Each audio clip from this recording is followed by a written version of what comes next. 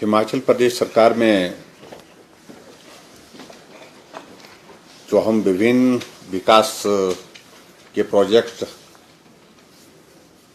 स्वीकृत करते हैं, उसके बाद उनको बनाने के लिए जो प्रक्रिया होती है, उसमें सबसे महत्वपूर्ण एक पहलू फॉरेस्ट क्लियरेंस का होता है। कोई भी प्रोजेक्ट हम बजट प्रोविजन कर लें, टेंडर की प्रोसेस भी कर लें, लेकिन उसके बावजूद फॉरेस्ट की जो क्लियरेंसेस जब तक फाइनल नहीं हो पाती है सरकारी ज़मीन पर, तब तक के लिए उस प्रोजेक्ट में हम आगे नहीं बढ़ सकते हैं, काम नहीं कर सकते हैं। मैं बहुत डिटेल में नहीं जाना चाहता हूं कि एक परिस्थिति हिमाचल में ऐसी निर्मित हुई पिछले कुछ अरसे से, जबकि जो बड़े डेवलपमेंट के प्रोजेक्ट्स हमारे हिमाचल प्रदेश में बजट प्रोविजन होने के बावजूद और सरकार की उन प्रोजेक्ट्स को तेज गति से आगे बढ़ाने की मंशा होने के बावजूद उन प्रोजेक्ट्स में विलंब का कारण फॉरेस्ट क्लियरेंसेस रहा है। क्योंकि कोई व्यक्ति सुप्रीम कोर्ट में जाकर के ये फॉरेस्ट क्लियरेंस के जो प्रोसेस है, चाहे वो एफसीए का है चाहे वो एफआरए का है, उन दोनों विषय में अपनी बात कह करके सुप्रीम कोर्ट से इस परिस्थिति में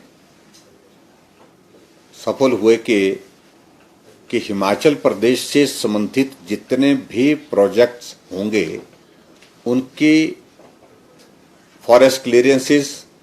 चाहे वो एफसीए की है चाहे एफआरए की है,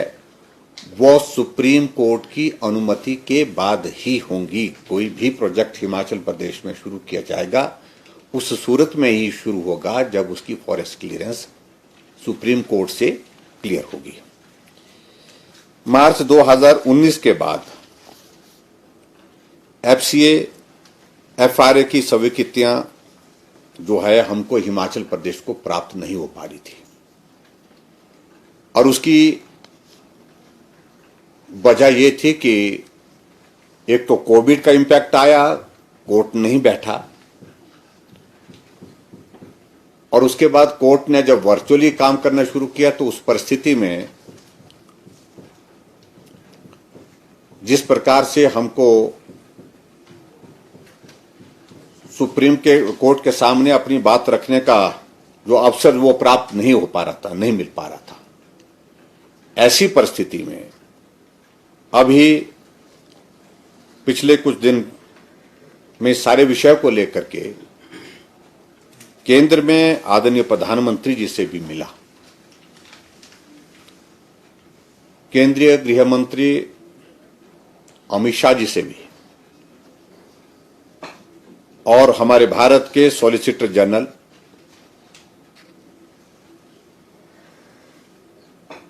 उनसे भी मेरा मिलना हुआ, और उनको हमने, सॉलिसिटर जनरल को हमने हिमाचल प्रदेश सरकार की ओर से इस मामले को, फॉरेस्ट की क्लियरेंसेस के जो मामले हैं उन मामलों को पैरवी करने के लिए अधिकृत रूप से सरकार से अनुमति दी। बहुत लंबी मीटिंग होने के बाद, डिटेल में डिस्कशन होने के बाद मुझे इस बात की प्रसन्नता है कि अभी हाल ही में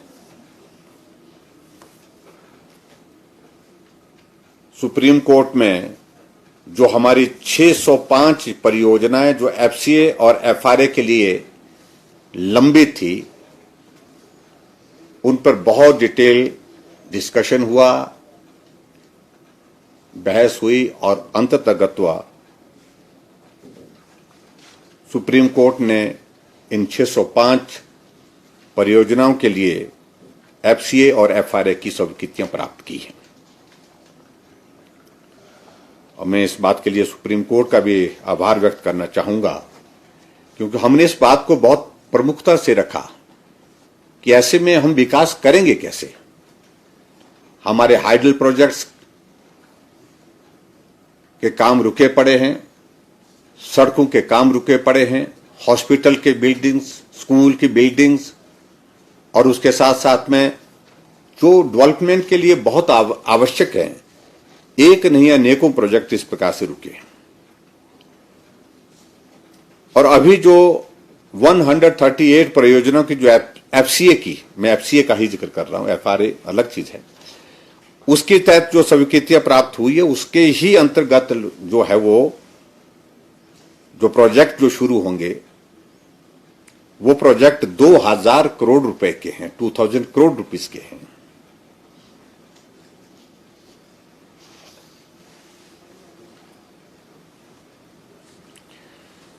और आप कल्पना करिए कि इसमें अनेक प्रमुख डेवलपमेंटल प्रोजेक्ट्स हमारे हैं, जिसमें से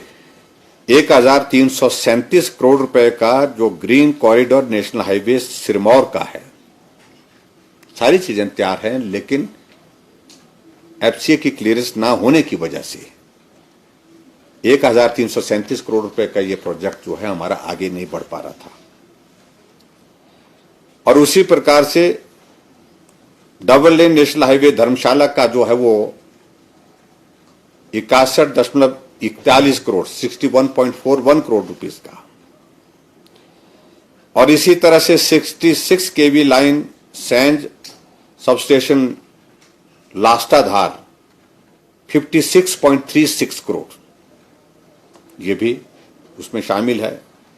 और उसी तरह से 33/11 केवी सबस्टेशन नादौन का, जिसका जो है वो अपग्रेडेशन होनी थी 12.5 करोड़ रुपए का वो। और इसी प्रकार से आगे बढ़ करके 2 MV सोलर पीवी काजा स्थापित करने की का जो है हमारा 19.31 करोड़ रुपए का, ये भी स्वीकृत हुआ। 33 केवी सबस्टेशन मनाली का 6.74 करोड़ रुपए का, वो भी स्वीकृत इसमें हुआ। 66 केवी निर्मंड से कोटला सबस्टेशन तक, उसमें भी 31.74 करोड़ रुपए का,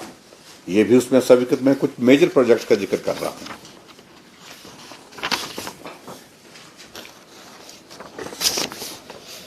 11.97 करोड़ रुपए का कुर्थला बथार से मजरा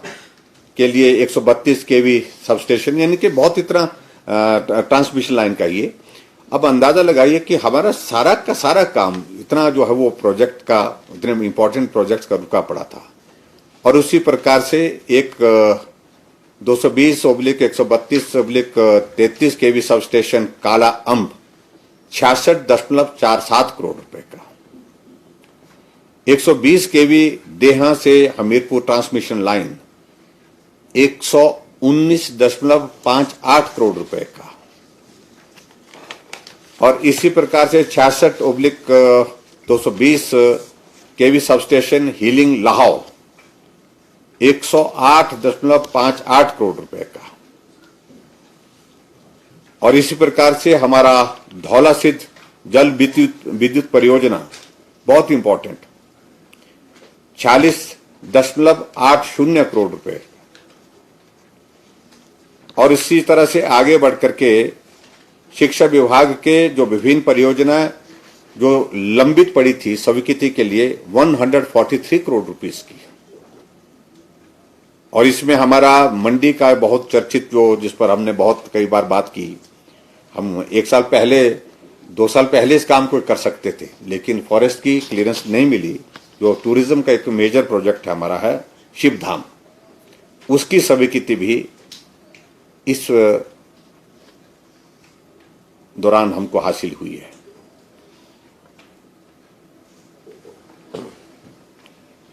और इसके अतिरिक्त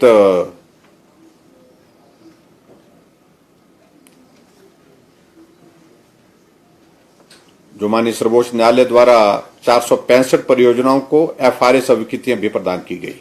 465। इनमें से 334 सड़कें हैं, 53 स्कूल्स हैं, अब देखिए स्कूल के भी प्रोजेक्ट हमारे जो है वो पेंडिंग थे। 18 पेयजल परियोजना है और 10 जो है वो सामुदायिक केंद्र शामिल हैं।